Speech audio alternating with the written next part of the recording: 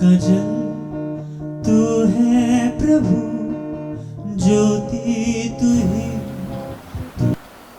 प्रभू येशू ख्रिस्त सणाच्या दिवशी मोठ्याने ओरडून म्हणतो की जो माझ्यावर विश्वास ठेवतो त्याच्या शास्त्रात सांगितल्याप्रमाणे जिवंत पाण्याच्या नद्या वाहतील।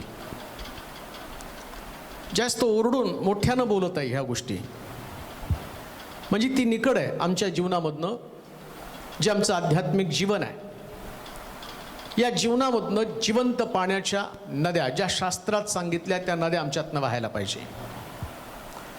मग कोणत्या नद्या?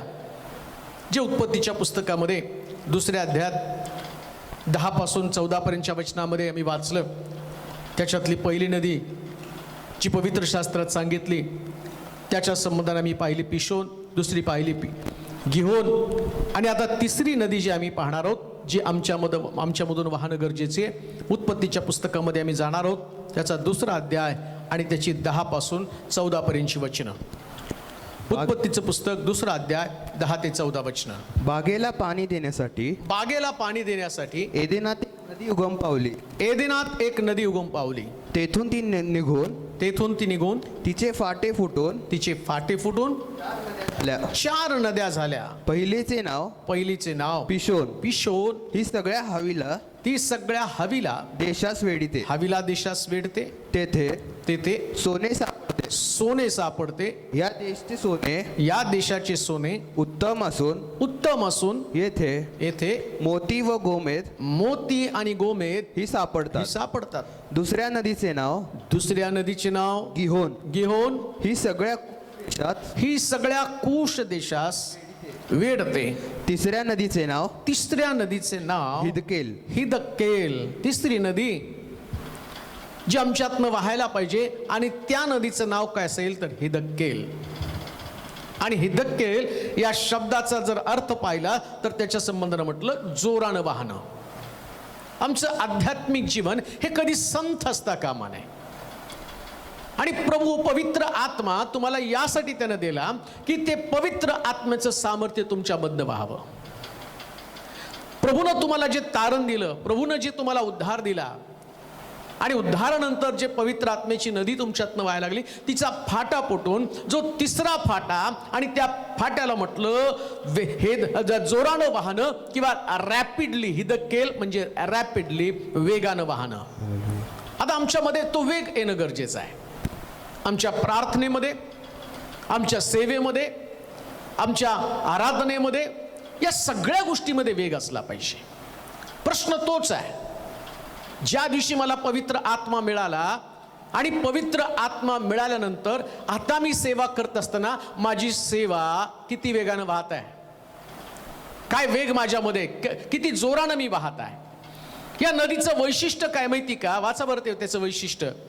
तिसऱ्या नदीचे नाव हिदकेल. ही आशुराच्या पूर्वेस वाहते. प्रत्येक नदीला एक वैशिष्ट्य आहे आणि त्याच वैशिष्ट्यानं ही नदी वाहत असती आणि आम्हाला देखील त्याच दिशेनं वाहायला पाहिजे. जसं मी पाहिलं गिहोन म्हणजे कृपेची पाकर, तर हिदकेल म्हणजे रॅपिडली किंवा जोरानं वाहनं. तेव्हाचे प्रिय लोको, आमच्यामध्ये सगळ्याच गोष्टीच्या बाबतीमध्ये वेग असणं गरजेचं आहे. वेग नसेल तर तुमचं ख्रिस्ती पण तुम्हाला तपासावं लागणार आहे. तुम्ही अडखळत, कुठंतरी थांबत, कुठंतरी एका जागेमध्ये तुम्हाला रुकावट येऊन, अडखळण येऊन जर तुम्ही तिथंच थांबला तर तुमची प्रगती होणार नाही. मग तो आम्हाला आव्हान करतो. स्वर्गातनं निघालेली नदी, तिचे 4 फाटे फुटले आणि या 3ऱ्या फाट्यामध्ये आम्ही पाहतो जी तिसरी नदी ती आम्हाला सांगती जोरानं वाहा. प्रत्येक गोष्टीमध्ये आमच्यात जोर असला पाहिजे. एक मिळमिळीत प्रकारचं जीवन, एक रडणारं संथ गतीनं वाहणारं जीवन, आणि कुठंतरी अडखळलेलं, कुठंतरी थांबलेलं या जीवनाचं परीक्षण आम्हाला करता आलं पाहिजे. ती आशुराच्या पूर्वेस वाहते आणि आशूर म्हणजे सपाट. साधी गोष्ट आहे. शास्त्र अगदी तुम्हाला स्पष्ट, साध्या, सोपे भाषेमध्ये सांगतं. वाहण्यासाठी सपाटीकरण तेवढंच आवश्यक आहे. जर सपाटीकरण नसेल, जर आम्ही पाहतो की वाहत असताना टेकड्या असतील, खाचकळी असतील तर वेग कमी होणार आहे. मग आमच्या जीवनात पण आम्ही पाहायचं की कोणतं असं अडखळण आहे, कोणती टेकडी आहे, जोपर्यंत ती टेकडी सपाट होत नाही, जोपर्यंत ती टेकडी मोडली जात नाही. मला वाटतं एक वचन वाचू, यशाचं पुस्तक 40वा अध्याय आणि त्याचं 4थं वचन. जोरानं वाहण्यासाठी अशूर म्हणजे सपाटीच्या प्रदेशाकडे तुम्हाला जावं लागतं. यशाचा ग्रंथ 40वा अध्याय 4थं वचन.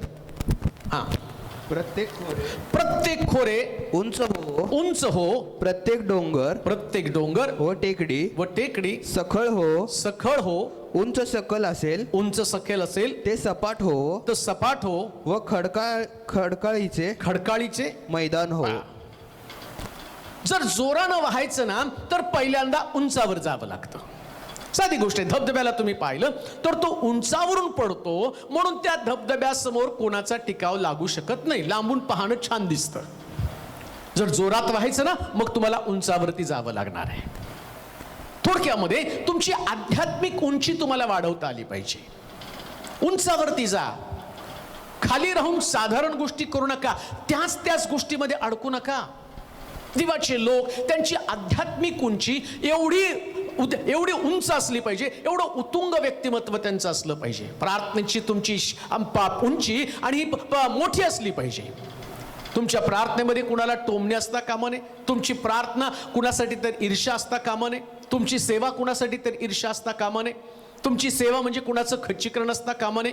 तुमचे उपदेश हे लोकांच्या जीवनामध्ये आशा निर्माण करणारी असली पाहिजे.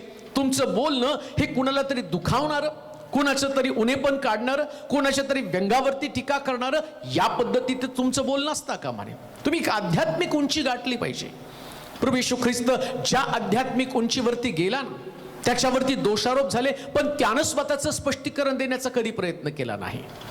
पौलाच्या बाबतीमध्ये त्यानं पण ती आध्यात्मिक उंची गाठलेली आहे. पौल सुद्धा त्या ठिकाणामध्ये त्याच्यावरती पण पुष्कळ दोषारोप झाले, पण तो आत्मिक उंची गाठलेला व्यक्ती आहे. प्रभू येशू ख्रिस्ताची आत्मिक उंची या प्रकारची आमची आत्मिक उंची असली पाहिजे. कोणती आत्मिक उंची होती त्याची?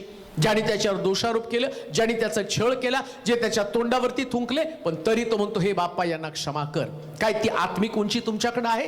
जोरानं व्हायचं ना तर तुमची आत्मिक उंची वर असली पाहिजे. पुष्कळ वेळा काही वेळा अपमानित झाल्यामुळं आम्ही वाहण्याचं थांबवतो का? आमच्याकडे ती आध्यात्मिक उंची नाही, आमच्याकडे ती सहनशीलता नाही. सहनशीलता नसल्या कारणानं ज्या उंचीवरून तुम्हाला वाहायला पाहिजे त्या उंचीवरून तुम्ही वाहत नाही. सेवा करताना कुणी जर पास्टरनं तुम्हाला दुखावलं, पास्टर तुम्हाला काहीतरी बोलला, त्याच्यामुळं तुमचं वाहनं थांबतं. तुम्ही एका डबक्यासारखं राहता, वर जात नाही. लक्षात घ्या, जे वरून वाहतं अतिशय स्वच्छ पाणी असतं. खालून वाहणारं पाणी हे दूषित पाणी आहे. खालच्या अनुभवामध्ये राहू नका. तुमच्याच लोकांमध्ये राहून तुमच्या जीवनामध्ये व्यस्त होऊ नका. कधी कधी आम्ही काय करतो माहिती का? खाली वाहणाऱ्या पाण्याचं वैशिष्ट्य काय माहिती का? ते सगळ्या असणाऱ्या कीटकाला आणि त्या कृमीला एकत्र करून जगत असतं आणि वाहत असतं. वरून वाहणारं पाणी आणि त्याच्यामध्ये समाविष्ट होणाऱ्या प्रत्येकाला नष्ट करण्याचं ते काम करतं. मग तो व्यक्ती असू, नाहीतर एखादा मासा असू, नाहीतर एखादं आणि प्राणी असू, या सगळ्या प्राण्याला वरून ते खाली टाकतं आणि नष्ट करून टाकतं. प्रियानो, आमच्यामध्ये ती उंची आहे का? ज्या उंचीमध्ये आम्ही वरून पडत असतो आणि आमच्यामध्ये येणारा प्रत्येक कीटक, नको असलेला स्वभाव हा वरून पडल्यावर मरून जातो. राग वरून पडून मरून जातो, द्वेष पण आमच्यावरती पडून मरून जातो. हे कीटक आमच्यातनं मेले पाहिजे. वरून व्हा, वर जा. पहिल्यांदा वर गेल्याशिवाय तुमचं वाहनं आणि होणार नाही. जोरात व्हायचं का हे देखील बनायचं का? मग त्याच्यासाठी तुम्हाला उंचावर जावं लागणार आहे. प्रभू येशू ख्रिस्त सुद्धा उंचावर जाऊन प्रार्थना करत होता. तुम्हाला माहिती का? येशूचे 3 शिष्य येशू बरोबर उंचावर गेले. पेत्र, याकोब, योहान. राहिलेले 9 शिष्य हे नेहमी खाली राहायचे. आणि जे उंचीवर गेले ना, या उंचीवर गेलेल्या 3 लोकांच्या बाबतीमध्ये जर तुम्ही बघितलं, त्यांच्या सेवेमध्ये बदल आहे. पेत्रानं उंचीवरती गेल्या कारणानं आम्ही पाहतो, ज्या दिवशी प्रभू येशू ख्रिस्त त्याचं स्वर्गारोहण झालं आणि त्याला पेत्राला त्यांनी सांगितलं होतं, अशा प्रकारची तू सेवा करशील की तुला सेवा होत नसताना कोणीतरी येऊन तुझ्या हाताला धरून आणि तुला सेवेसाठी घेऊन जाईल. ती त्याला सांगितलं, तुझी उंची तीच आहे. मग पेत्राला काही प्रसंग आले नाहीत का? पेत्राचं पण आणि त्याच्या जीवनात कठीण प्रसंग आले, पण तरी सुद्धा उंचीवर गेल्या कारणानं 11 शिष्यांपैकी सेवेला पहिल्यांदा पेत्र उभा राहिला. आणि वरून वाहत असल्या कारणानं बायबल सांगतं, ज्या उपदेशाला उभा राहिला एवढ्या उंचीवरून व्हायला की 3000 लोकांचा बाप्तिस्मा झाला. ती उंची आहे. जर सेवा तुम्ही उंचीवरून कराल ना, प्रार्थना तुम्ही उंचीवरून कराल ना, मग तुम्हाला उंचीवरून पडताना खाली पडणाऱ्या, तुमच्या बरोबर पडणारी प्रत्येक वस्तू नष्ट केली जाते प्रियानो.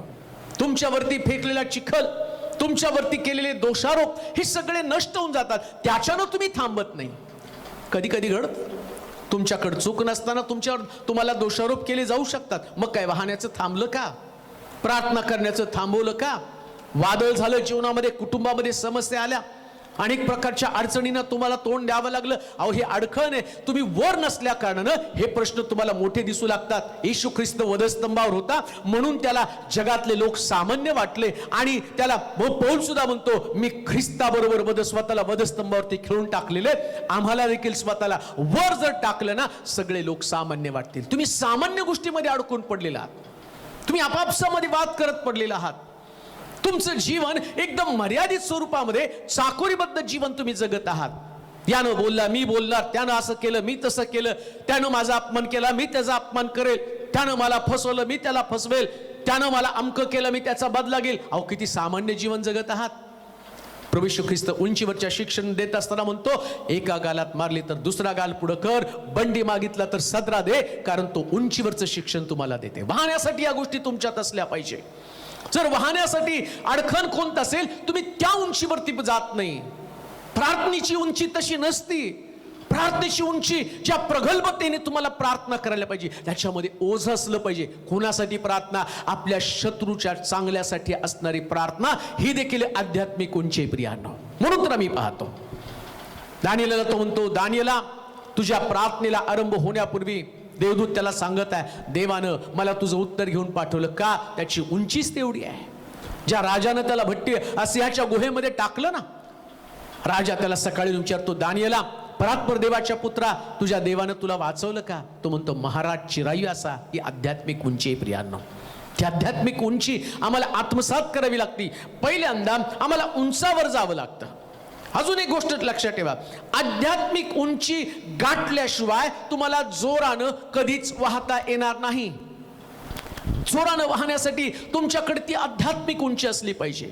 किती मंडळ्या पौलानं स्थापन केले, किती प्रगल्भ सेवा पौलानं केले, किती चमत्कार पौलाच्या सेवेमध्ये गाठले. मग पौल एवढा जोरात कसं काय वाहू शकला? 12 शिष्य येशूचे, एक यहूदा इस्करियोतनं फाशी घेऊन मेला, 11 राहिले. आणि पौल, जो ज्यानं येशूला पाहिलं नव्हतं, येशूच्या सहवासात राहिला नव्हता, तो पौल मात्र ज्या दिवशी त्याला पवित्र आत्मा मिळाला, तो पौल म्हणतो, मी 3 स्वर्गापर्यंत चढलो. कुठून आली एवढी आध्यात्मिक उंची? कारण पौल म्हणतो, ख्रिस्त हा लाभ मिळण्यासाठी मी जगातल्या गोष्टी केर आणि कचरा समजत आहे. हा केर कचरा जाऊ द्या तुमच्यातनं वाहून, काढून टाका हा केर कचरा. वाहायचं ना, तर वाहताना केर कचरा जाणं गरजेचं आहे. केर कचऱ्याच्या गोष्टी आम्ही घेऊन चाललेलो आहोत. हा धबधबा कधी केर कचरा त्याच्यात ठेवत नाही. पाणी अगदी स्वच्छ असतं. त्या पाण्यामध्ये तुम्ही बघितलं तर ते आकर्षण असतं, आणि लोक ते पाहण्यासाठी खास जातात त्या धबधब्यामध्ये, आणि त्याचा अनुभव घेण्यासाठी एक वेगळं. तसं असं वाहना की लोकांचं आकर्षण तुम्ही बनलं पाहिजे. ही द खेळ म्हणजे रॅपिडली, जोरानं वाहनं. वाचूया ते वचन. जर पहिली गोष्ट आम्ही पाहतो, जर जोरानं व्हायचं असेल तर त्याच्यासाठी, वेगानं वाहण्यासाठी उंचावर जावं लागतं. दुसरी गोष्ट आपण वाचूया त्याच्यामध्येच, ते 40वा अध्याय यशा आणि त्याचं 4थं वचन. प्रत्येक खोरे उंच हो, प्रत्येक डोंगर व टेकडी सखल हो, उंच सखल असेल ते सपाट हो. आता दुसरी गोष्ट आम्ही पाहतो, परत वाचते वचन. प्रत्येक खोरं उंच हो. खोरं उंच व्हायला पाहिजे. आणि दुसरी गोष्ट आम्ही पाहतो, टेकडी, प्रत्येक डोंगर व टेकडी सखल हो. मग जे उंच आहे ना, ते सखल व्हायला पाहिजे. आधी गोष्ट तर वर जायला पाहिजे. आता वरून जाताना नदी वाहत आहे, पवित्र आत्मा तुमच्यातनं वाहत आहे, सेवा तुमची फलदायी व्हायला लागलेली आहे. आता पवित्र आत्मा तुम्हाला चालवत आहे, तुमची प्रार्थना पण सुंदर आहे, चर्चमध्ये जाता, तुम्ही आराधना सुरेख करता, कुठलंच अडखण तुमच्यामध्ये नाही. परंतु काही अडखळणं, काही जे, आणि तुमच्या जीवनामध्ये काही गोष्टी अशा असतात त्या डोंगराप्रमाणे आहेत. त्या तुम्हाला अडखण करत आहेत, आणि वाहण्यासाठी अटकाव करत आहे. पण ते डोंगर शोधले पाहिजेत. जर ते डोंगरच तुम्हाला सापडले नाही ना, ते अडखण तुम्हाला सापडलं नाही ना, तुमचा वेग कमी होणार आहे. पाण्या वाहण्याचं, नदी वाहण्याचं एक वैशिष्ट्य आहे. जेवढी नदीमध्ये मोकळीकता असेल ना, तेवढी जोरानं वेगानं ती नदी वाहते. पण समजा नदीमध्ये मध्ये डोंगर आला, नदीमध्ये जर कुठल्या प्रकारचे दगड आले, मग त्या नदीचा वेग कमी होणार आहे. आणि हिदकेल म्हणजे तर जोरानं वाहणं. मग आता ही नदी आमच्यातनं व्हावं, येशू म्हटला, शास्त्रात सांगितल्याप्रमाणे तुमच्यामधनं जिवंत पाण्याच्या नद्या वाहायला पाहिजे. मग या जिवंत पाण्याच्या नद्या वाहायला पाहिजे, तर त्याच्यासाठी मला माझं आत्मपरीक्षण करणं गरजेचं आहे. माझ्यामध्ये असा कोणता डोंगर आहे ज्या डोंगराला मला हटवायचं आहे, सपाट करून टाकायचं आहे? कोणता डोंगर आहे? राग एक प्रकारचा डोंगर आहे प्रियांनो. ज्या दिवशी तुम्हाला राग येतो ना एखाद्या व्यक्तीविषयी, तुम्हाला प्रार्थना पण करता येत नाही, अडखळता तुम्ही. काहीतरी घडलेलं असतं आणि ते तुमच्या मनाच्या विरोधामध्ये, ज्याच्यानं तुमचं अंतःकरण अशांत बनलेलं असतं. आणि प्रार्थना करण्यासाठी आणि सेवा करण्यासाठी ज्या पद्धतीने तुमचा वेग असायला पाहिजे, जेवढी जास्त प्रार्थना, कळवळून प्रार्थना करता आली पाहिजे, रागानं ती प्रार्थना करता येत नाही. तो राग तुमच्या डोक्यात तसाच आहे. त्या रागामुळं तुमच्या तोंडातनं शब्द फुटत नाही, डोक्यामध्ये विचार तेच चाललेले असतात. मग या रागाचा डोंगर या पवित्र आत्म्याच्या नदीला वाहण्यासाठी अडखण करत आहे. देवाचे प्रिय लोको, राग येणं हा स्वभाव आहे, परंतु राग टिकवून ठेवणे सगळ्यात मोठं पाप आहे. बायबल सांगतं, तुझा राग सूर्य मावळ्याच्यात निघून जाऊ दे, सपाट करून टाक त्या डोंगराला.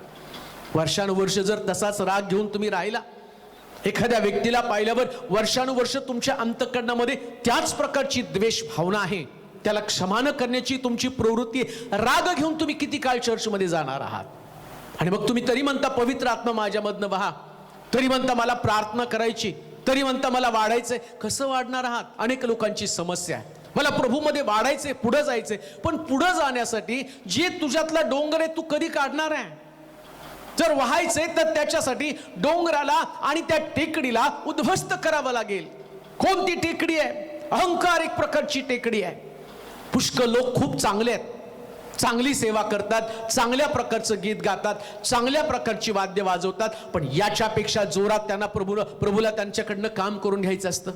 परंतु कधी कधी अहंकार नावाचा डोंगर जो आहे ना, तो डोंगर एवढा भारी असतो, एवढा मजबूत असतो की त्या व्यक्तीला पुढे जाण्यासाठी अटकाव करत आहे. प्रिय बंधू, प्रिय बहिणी, जे तू देवाचं वचन ऐकत आहे, प्रभूनं तुला पाचारण यासाठी केलं की तू नम्रतेने वाहत राहावं. तुझं आवाज, तुझं वाजवणं, तुझी सेवा हे तुझ्यासाठी अहंकाराचं कारण बनता कामा नये. जर अहंकार धारण करून सेवा करशील तर तुझं जे वागणं आहे किंवा तुझी जी सेवा आहे, आणि ती सेवा अडखळली जाणार आहे. प्रभूनं तुला वेगळ्या गोष्टीसाठी बोलवलेलं आहे. ज्या गोष्टीसाठी प्रभूनं तुला बोलवलं ती सर्वांग सुंदर आणि सगळ्यात सुरेख आहे. आणि ही गोष्ट करत असताना या अहंकाराला सपाट करून टाक. जे तुझ्यामध्ये आहे ना, ते तुझं नाही, हे प्रभूनं तुला दिलेलं आहे. प्रभूनं तुझ्यावरती विशेष प्रकारची कृपा केली. दावीद एवढा मोठा राजा होता, एवढं चांगलं त्याचं जीवन होतं प्रियांनो. देवानं एवढं विशेष प्रकारचं कलागुण त्याला देऊन त्याला राजा म्हणून अभिषेक केला. आणि शौल त्याच्या पाठलाग करत असताना दावीद एवढा नम्र होता, त्यानं शौलाच्या विरोधामध्ये कधी सुद्धा आपलं हत्यार वापरलं नाही. बायबल सांगतं, देवानं त्याला त्या गुहेमध्ये दिलं, पण त्यानं आपला हात शौलावरती चालवला नाही. का? कारण अहंकारी मनुष्य नव्हता, तो नम्र मनुष्य होता. प्रियांनो, तेवढी नम्रता आमच्यामध्ये आली पाहिजे. हा अहंकाराचा डोंगर काढून टाका. काहीतरी माझ्यामध्ये अहंकार असतो, माझा पैसा, मी श्रीमंत, मी ज्ञानी व्यक्ती आहे. कधी कधी ज्ञान पण अहंकार बनला जातो. मी सगळ्यात टॅलेंटेड आहे. अहो, तुमचं टॅलेंट, तुमची बुद्धी जर प्रभूनं त्याच्यावरती अनुग्रह काढला ना, मग लक्षात ठेवा, तुमच्या बुद्धीला सुद्धा गंज चढणार आहे, तुमचं ज्ञान पण शून्य होऊन जाणार आहे. या अहंकाराला कुठंतरी काढलं पाहिजे. मीपणा माझ्यामध्ये असतो, हा मीपणा सुद्धा फार भयंकर आहे. मी आहे तर सगळं आहे, माझ्याशिवाय चर्च चालू शकत नाही, माझ्याशिवाय सेवा होऊ शकत नाही, मीच माझ्या परिवारामध्ये मोठा आहे, मीच मग काम करतो त्या ठिकाणामध्ये मोठा आहे.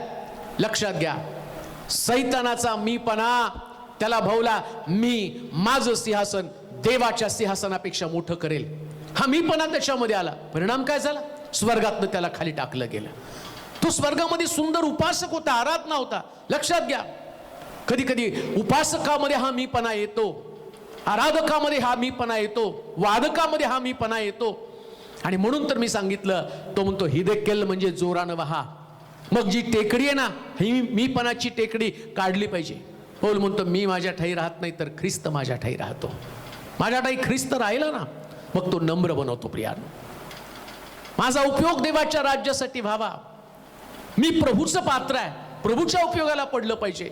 मी घटला जाऊ दे तू उंच केला जा, माझा ऱ्हास होऊ दे प्रभू तू उंच केला जा, ही भावना माझ्यामध्ये असली पाहिजे. कधी वाहणारे जोरानं माझ्यात ती भावना असेल, मी माझ्या ठाई राहत नाही ख्रिस्त माझ्या ठाई राहतो, माझा उपयोग देवाच्या राज्यासाठी झाला पाहिजे. हा मीपणा जोपर्यंत जात नाही तोपर्यंत कुठल्याही प्रकारे तुमची नदी जोरानं वाहणार नाही. प्रभू तुमच्याकडनं अपेक्षा करत आहे काय? हे डोंगर निघून गेला पाहिजे, मीपणाचा डोंगर निघून गेला पाहिजे, गर्विष्ठपणा माझ्यातनं निघून गेला पाहिजे, गर्व कधीच माझ्यामध्ये असता कामा नये. त्यानंतर मी पाहतो लोभ नावाचा एक डोंगर आहे. बऱ्याच वेळा पुष्कळ मंडळांमध्ये, कुटुंबामध्ये लोभ याच्यानं पुष्कळ लोकांचं वाहनं थांबलं जातं. कळत पण नाही माझ्यामध्ये तो लोभ आलेला आहे.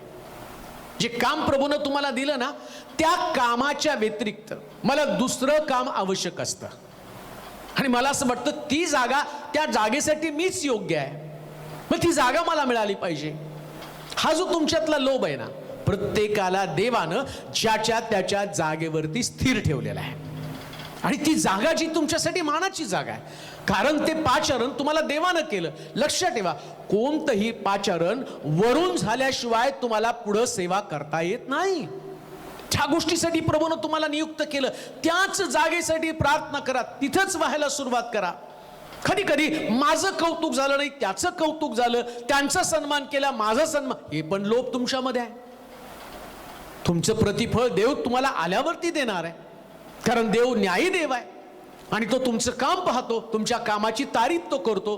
तुमच्यासाठी स्वर्गातल्या महान त्याच्याकडच्या योजना आहेत. म्हणून कुठल्याही गोष्टीचा लोभ धरू नका. प्रभू तुमच्याकडं तो म्हणतो पवित्र आत्म्याला वाहू दे ना. जर सपाट बनाल ना, डोंगर नसेल, अडखण नसेल, मग तुमचा मान झाला काही, अपमान झाला काही. लक्षात घ्या, सगळ्या गोष्टी करत असताना आम्ही माणसाला संतुष्ट करण्यासाठी नाही तर देवाला संतुष्ट करण्यासाठी करत आहोत. देव आम्हाला पाहत आहे आणि आमच्या कार्याचं प्रतिफळ. अजून एक गोष्ट मी तुम्हाला सांगतो, तुम्ही माणसाकडनं प्रतिफळ मागाल ना मग तुम्ही निराश व्हाल. शास्त्रात पण सांगितलं, तू उपास करतो ना, आतल्या खोलीमध्ये जा, डोक्याला तेल लाव, आपला चेहरा धु आणि तुझा उपवास कोणाला कळू नये. जर माणसाला तुझा उपवास कळाला, माणसाकडनं तुला प्रतिफळ मिळेल पण देवाकडनं प्रतिफळ मिळणार नाही. हे साधं सूत्र आहे. लोभ जर तुमच्यामध्ये असेल, तुम्ही म्हणता लोकांनी माझी वाहवा करावी, आणि जर लोकांनी तुमची वाहवा करावी ही तुमची अपेक्षा आहे, मग देव तुमच्या कार्याचं प्रतिफळ तुम्हाला देणार नाही. आता तुम्हाला हे कळालं, मला माझ्या कार्याचं प्रतिफळ देव देणार आहे. आता तुम्हाला काय अडखण आहे? तुम्ही काय कौतुकासाठी सेवा करता का? कौतुकासाठी गाणं गाता का? कौतुकासाठी दानधर्म करता का? देवानं तुमचं काम पाहावं, मग तुम्ही व्हायला सुरुवात करता, वेगानं वाहता पहिल्यापेक्षा जास्त. तुमच्यासाठी कोणी प्रतिस्पर्धी नाहीये, तुमच्यासाठी कोणी ध्येय नाही, कोणी उद्देश नाही. तुमचा उद्देश काय? देवाचं राज्य वाढावं, प्रभूचं गौरव मंदिरामध्ये उतरून यावं, सेवेमध्ये आत्मे जिंकले जावेत, आत्म्यांचं तारण व्हावं, त्यांचा उद्धार व्हावा, ते स्वर्गाच्या राज्यामध्ये यायला पाहिजे. बाकीच्या गोष्टी दुय्यम आहेत, कान देऊ नाही का? दुय्यम गोष्टीच्या मागे लागू नका. जी प्रथम गोष्ट काय? प्रथम त्याचं नीतिमत्ता आणि धार्मिकता, एवढं प्रथम आहे, त्याच्या मागास तुम्हाला लागलं पाहिजे. मग ही जर गोष्ट तुम्हाला समजली, तुम्ही डोंगर काढून टाकला, लोभ काढून टाकला, तुमच्यामध्ये कुठल्या प्रकारचा लोभ नाही. त्याच्यासारखं घर मला पाहिजे. ते प्रार्थना कमी करतात, त्यांना एवढं सुंदर घर, मी प्रार्थना करून मी साध्या घरामध्ये, कशाला लोभ? स्वर्गामध्ये तुमच्यासाठी सगळ्यात भारी घर आहेत, उत्तम घर आहेत. त्याच्यासारखं ज्ञान मला नाही, ते माझे प्रॉब्लेम जास्त आहे, त्याला प्रॉब्लेम कमी आहे, त्याला सॅलरी जास्त आहे, मला सॅलरी कमी आहे. का तुमच्यामध्ये हा लोभ येतो? रोजच्या भाकरीसाठी प्रार्थना करायला सांगितलं देवानं.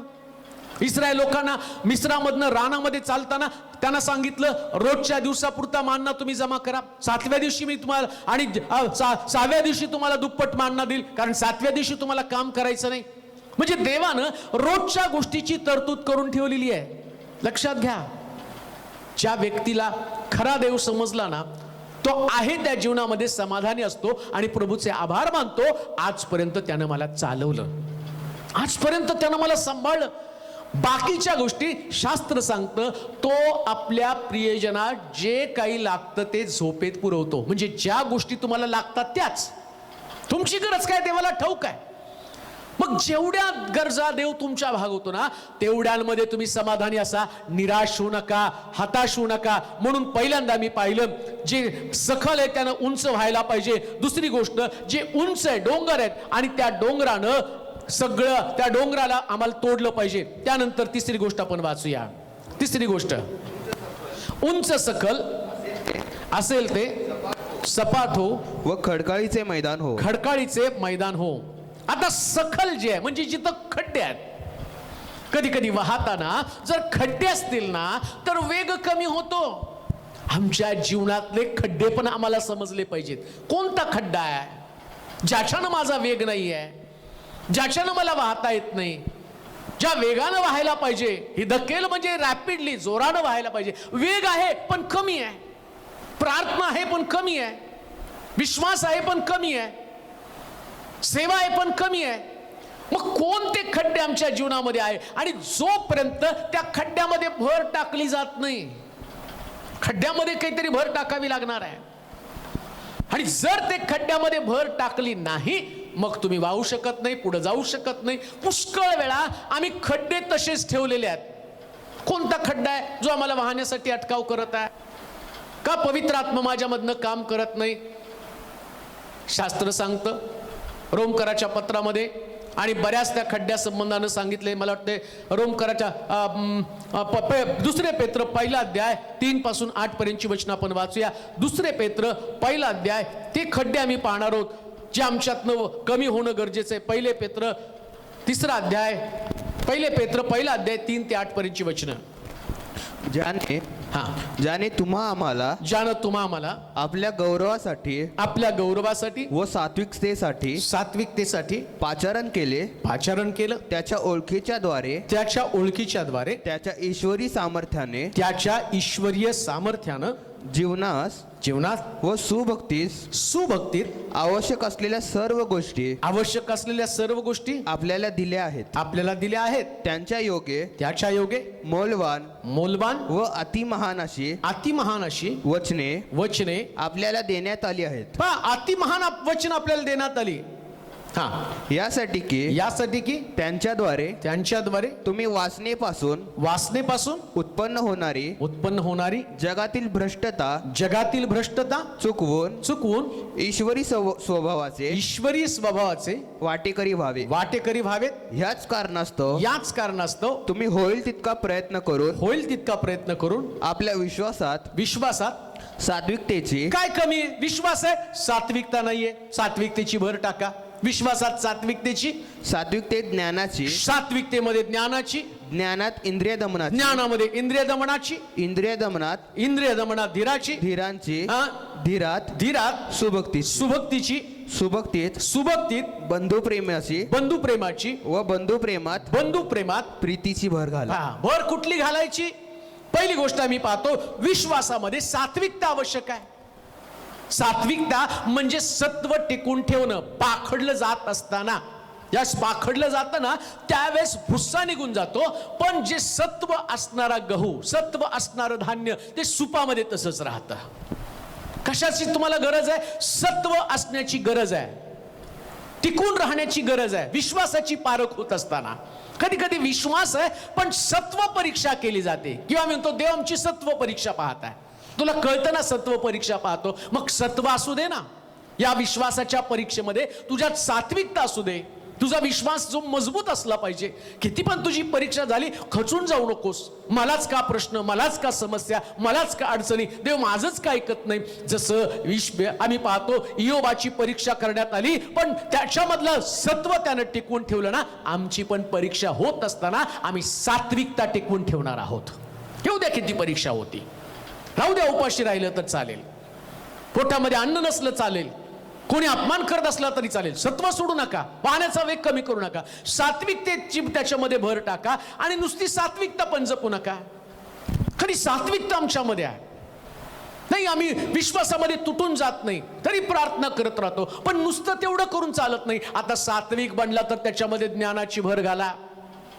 ज्ञानाची भर कशासाठी घालणं गरजेचं आहे माहिती का?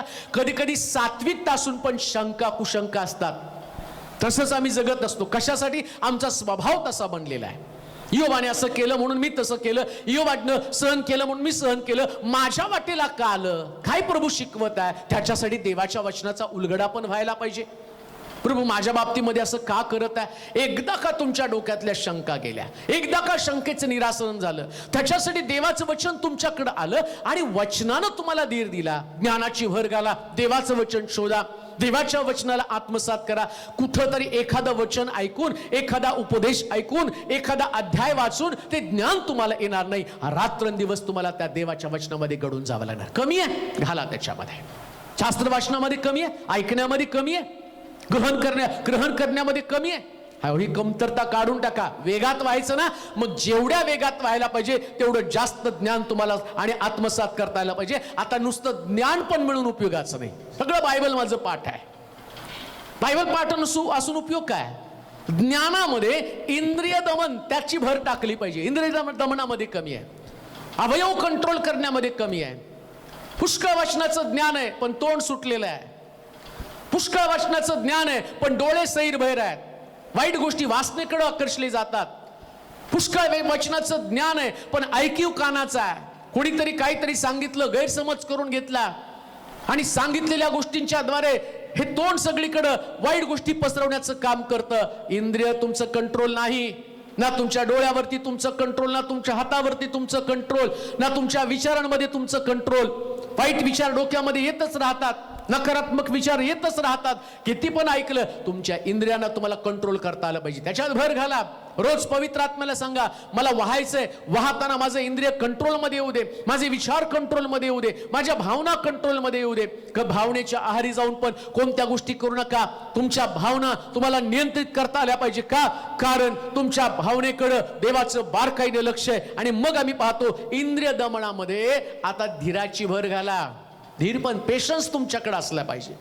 सगळ्या गोष्टी देवाकडे गडबडीने मागू नका.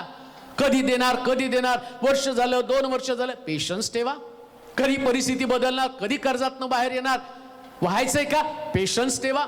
मी धीर धरून प्रभूची वाट पाहिली, त्यानं मला नाशाच्या खाचेतनं, दलदलीच्या चिकनातनं वर काढलं आणि माझी पावलं खडकावरती स्थिर केली. पेशन्स मध्ये तुम्हाला उत्तर मिळतं. जर तुमच्याकडे पेशन्स नसेल तर तुमचा नाश होणार आहे. पेशन्स फार अत्यावश्यक आहे. आम्ही पाहतो ज्या दिवशी अब्रामाला अभिवचन दिलं आणि 100 वर्षानं, 80 वर्षाचा असताना त्याला अभिवचन दिलं आणि 100व्या वर्षी त्याला मुलगा झाला. पेशन्स त्याच्याकडे होते प्रियांनो. कधी देणार, कधी देणार नाही विचार त्यानं केला. वेदीवरती इसाकाला अर्पण करताना त्याच्याकडे पेशन्स होते. देव पाहून देईल. इसाकाच्या द्वारेच देव राष्ट्राची निर्मिती करणार होता. हे पेशन्स त्याच्याकडे होतं. तुमच्याकडे पण तसं पेशन्स असलं पाहिजे. आता नुसतंच पेशन्स असून उपयोग नाही. काही लोकांकडे खूप संयम आहे पण सुभक्ती नाही. भक्ती आणि सुभक्तीतला फरक काय माहिती का? चांगली भक्ती, सु म्हणजे चांगली, आणि चांगली भक्ती कोणती माहिती का? जे मंदिरात जाऊन त्यांच्या डोक्यात दुसरं कुठलंच पॉलिटिक्स नसतं ना, ती सुभक्ती आहे. प्रार्थना करता पण दुसऱ्याविषयी डोक्यामध्ये द्वेष आहे. गीत गाता पण इकडं तिकडं कोणाकडे तरी पाहता. वचन ऐकता पण त्या वचनामध्ये स्वतःला पाहण्याच्या ऐवजी दुसऱ्याला तुम्ही पाहता. ही सुभक्ती नाही. हे वचन आमक्यासाठी, हे वचन तमक्यासाठी. तो प्रार्थना कशी करतो, तो आराधना कशी करतो, तो कसा नाचतो, तो कसे डोळे बंद करतो, तो कसा डुप्लिकेट आहे, तो कसा खोटा आहे आणि मी कसं खरं आहे. अहो ही सुभक्ती नाही. सुभक्तीमध्ये स्वतःला तपास नसतं. दावीद म्हणतो, मी माझं पाप नित्य माझ्या समोर आहे. देवा तू बोलशील तेव्हा तू न्यायी ठरशील. ह्या सुभक्तीमध्ये या गोष्टी असल्या पाहिजे. आणि सुभक्तीमध्ये बंधू प्रेमाला ऍड करा. एक मंडळीमध्ये एकमेकाला आणि प्रेम दाखवता आलं पाहिजे. Praise the Lord. हातात हात देताना तो तुमचा शत्रू असला तरी विसरलं पाहिजे. त्याला प्रेम दाखवा. आणि या बंधू प्रेमामध्ये प्रीतीची भर घाला म्हटलेलं आहे. कुठली प्रीती? सहनशील प्रीती. नुसतं प्रेज द लॉर्ड करून चालत नाही. प्रेज द लॉर्ड केल्यावर प्रीती दिसते असं नाही. गळ्यात गळा घालून एकमेकाची मुखे घेतल्यानं प्रीती दिसत नाही. प्रीतीमध्ये सहनशीलता असली पाहिजे. प्रीतीमध्ये वर्ण आणि वधस्तंभावरती मरण सांगितलं गेलेले तसल्याच प्रकारची प्रीती आमच्यामध्ये असली पाहिजे. मग तुम्ही जोरानं वाहणार आहात. हिदकेल म्हणजे जोरानं वाहनं. मग येशू म्हटला, जो कोणी माझ्यावरती विश्वास ठेवतो त्याच्यातनं जिवंत पाण्याच्या नद्या वाहतील. देवाचे प्रिय लोको, आज देवाचं वचन ऐकत असताना तुम्हाला जर जोरानं व्हायचं तर पहिल्यांदा जे उंच आहे ते सपाट करा, आणि जे सपाट आहे त्याला ज्याच्यामध्ये कमी पण आहे, जे खोल आहे त्याला उंच करा, सपाट करून टाका, जेणेकरून देवाचं काम तुमच्यातनं मोठ्या प्रमाणात होईल. देवा तुम्हाला आशीर्वादित करू. आपण प्रार्थना करू. सर्वशक्तिमान जिवंत देवा, तुझी स्तुती करतो, तुझी आराधना करतो, मनापासून तुझ्या पवित्र नामाचं गौरव करतो. येथपर्यंत तुमचा सहाय्य करता मदतगार झाला. पुन्हा एकदा तुझ्या प्रिय लोकांना तुझ्या हाती सोपवत आहे. हिदकेल म्हणजे जोरानं वाहनं.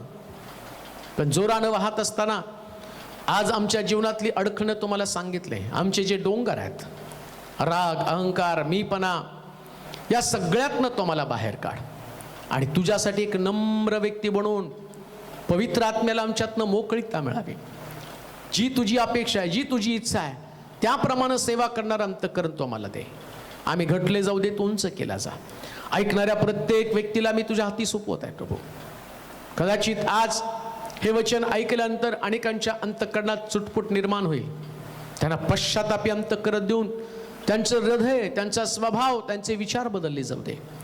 कोणी अडखळलं असेल, ज्यांनी सेवा बंद केली असेल, ज्यांनी प्रीती करण्याचं बंद केलं असेल, ज्यांनी क्षमा करण्याचं बंद केलं असेल, प्रभू आज त्यांच्यामध्ये मोठा बदल होऊ दे.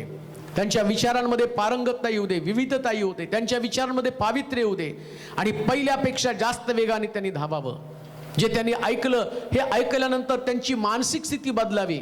आध्यात्मिक मनुष्य त्यांच्यातला जागा होऊन तो थांबलाय, परंतु आता त्यानं वेगानं धावायला सुरुवात करावं. त्याची प्रार्थना आणि पूर्वीपेक्षा अधिक जास्त जोमानं त्याने करावी. त्याची सेवा त्यानं पूर्वीपेक्षा अधिक जास्त जोमाने करावा. हा अनुभव त्यांना येऊ दे. प्रभू पुन्हा एकदा ऐकणाऱ्या प्रत्येकाचे जीवन मी तुझ्या हाती सोपवत आहे. त्यांना स्पर्श कर. येशूच्या नावात ही प्रार्थना विनवणी केली म्हणून तो ऐक. आमेन.